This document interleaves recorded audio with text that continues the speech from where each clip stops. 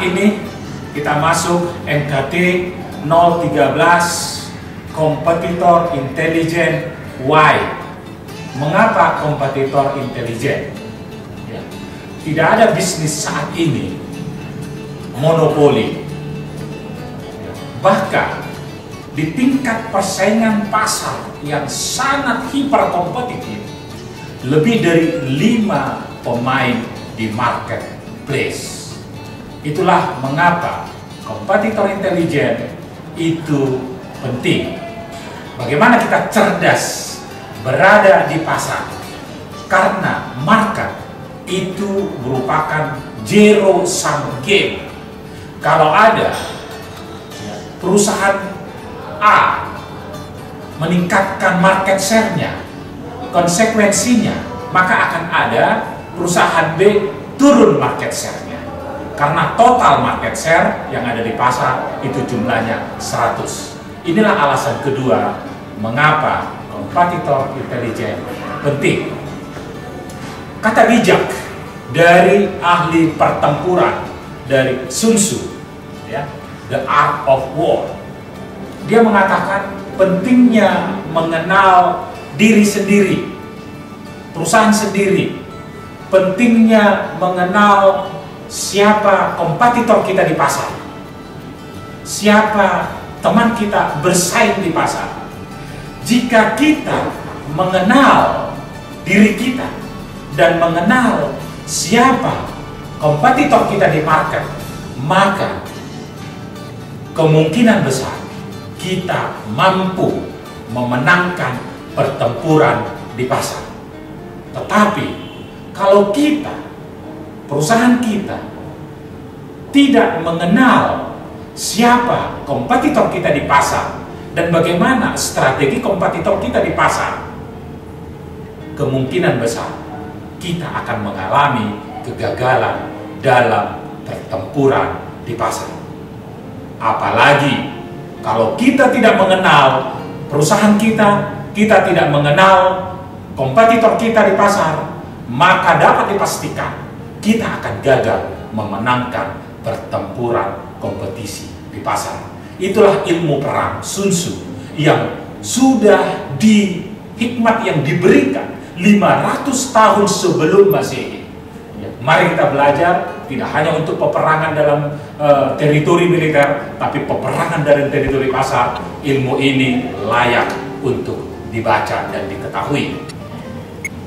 Mari kita melihat industri. Sebut saja industri penerbangan. Ya. Kasus di Indonesia, ada berapa jumlah penerbangan? Ya, yang saat ini, belum lagi dalam 1 tahun terakhir ini, ada beberapa yang tidak bisa terbang. Sebut saja Merpati, sebut saja Adam Air, sebut saja Batavia, ya. Masih banyak yang lain.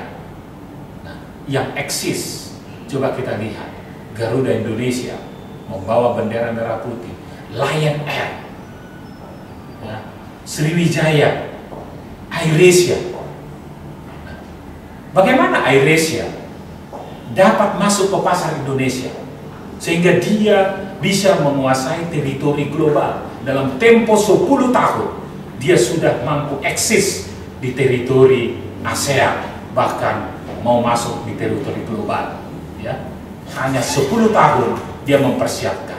Jadi bukan umur dari usia perusahaan itu untuk dapat memenangkan perusahaan, tapi strategi kompetisi, kompetitif intelijen, kecerdasan berkompetisi, itulah yang utama.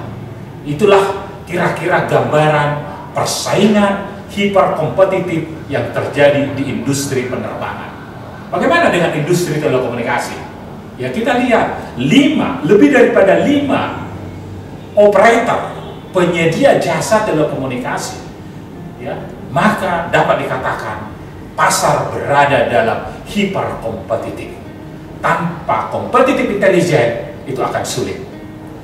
Belum lagi dari portofolio, ya, perubahan demand, perubahan perilaku pelanggan, ya.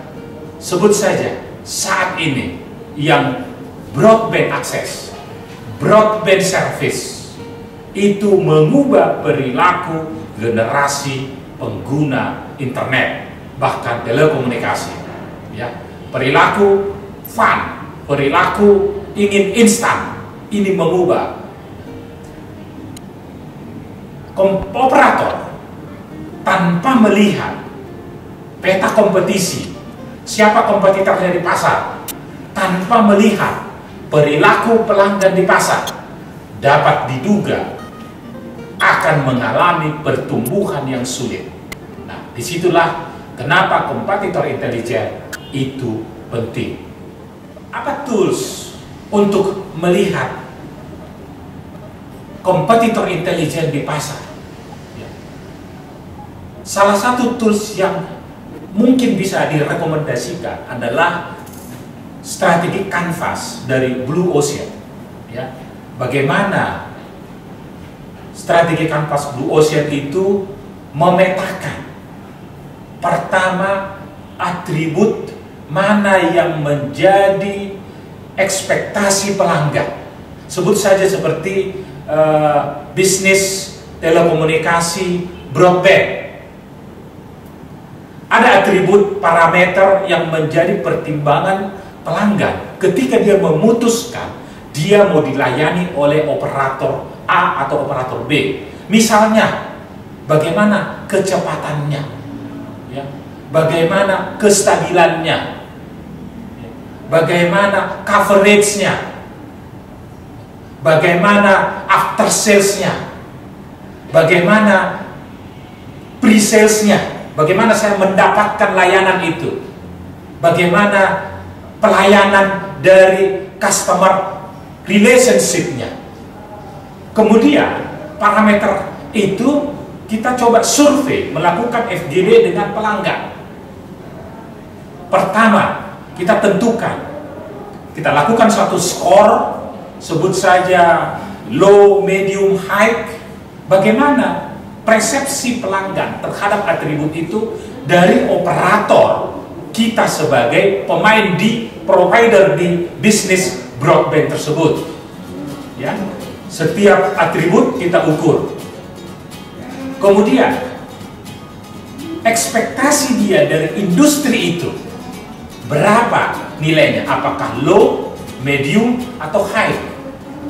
Kemudian kita bandingkan, kita lihat siapa kompetitor yang signifikan, yang relevan di pasar saat ini.